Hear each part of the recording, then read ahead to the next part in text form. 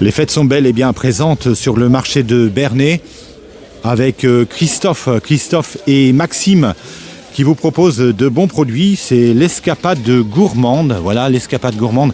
Bonjour à tous les deux. Bonjour.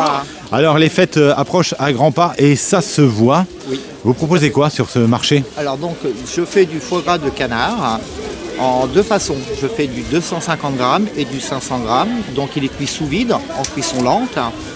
Et je fais également du saumon fumé maison. Cette année je fais soit le filet entier ou soit des demi-filets. Alors donc c'est du saumon norvégien.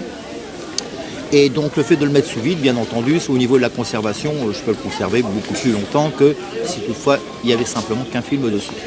D'accord. Et au niveau de l'origine du foie gras? Alors le foie gras, cette année, j'ai réussi à avoir du foie gras en IGP qui vient du Tarn, donc indication géographique protégée, donc c'est du foie gras français frais. Alors quand tu dis foie gras français, ça veut dire qu'il y a du foie gras qui ne vient pas forcément du sud-ouest. Voilà, en tout cas, pas du sud-ouest de la France, peut-être du sud-ouest d'un autre pays. Alors qui va venir essentiellement, puisqu'au niveau des producteurs, il n'y a pas de producteurs en Espagne, généralement c'est du bulgare qu'on trouve en Union européenne et d'ailleurs qui est déjà congelé depuis bien longtemps. Donc le fait de faire du foie gras, si c'est pour faire du congelé, c'est un petit peu dommage, sachant qu'on a d'excellents produits français. Bon, maintenant au niveau de la région, j'étais obligé d'aller dans le sud de la France, parce qu'en Normandie, des élevages de canards, pour faire du foie gras, il y en a très très peu. Donc voilà. D'accord.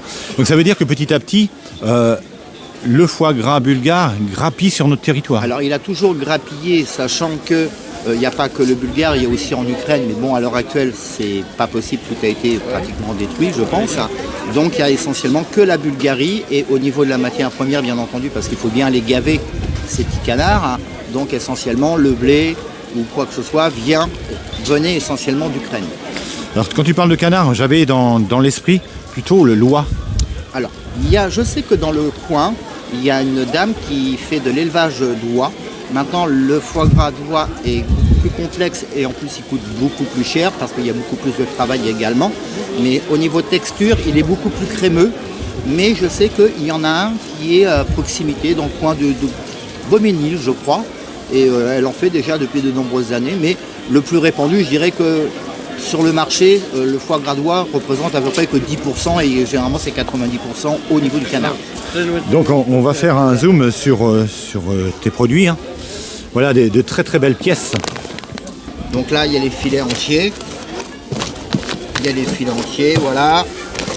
Il y a de quoi faire, il y a de quoi se régaler pour les fêtes. Également. Ouais. Alors donc la difficulté, c'est quand les gens prennent un demi, je ne sais jamais je leur propose soit la tête, soit la queue. Ouais. Parce que, évidemment, c'est voilà. Et au niveau des foie gras, ils sont comme ça. Voilà. Donc c'est de beaux produits. Des foie gras de toute beauté. Voilà. Ils sont cuits donc en cuisson lente. À l'intérieur, il y a un fil. Quand vous enlevez le fil, toute la graisse s'en va. Qu'il faut garder d'ailleurs pour faire des pommes de terre sautées ensuite. Ouais. Oui, on peut le cuisiner un petit peu à toutes les sauces, Voilà, j'ai envie de dire. Exactement.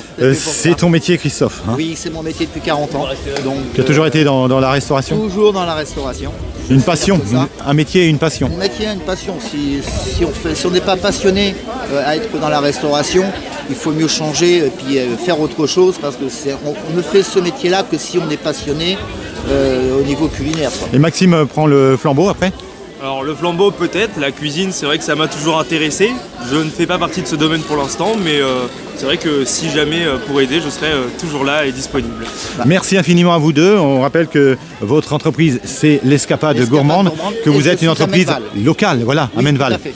Excellente fête de fin d'année à vous deux. Je vous remercie, bonjour à tous et bonne fête de fin d'année.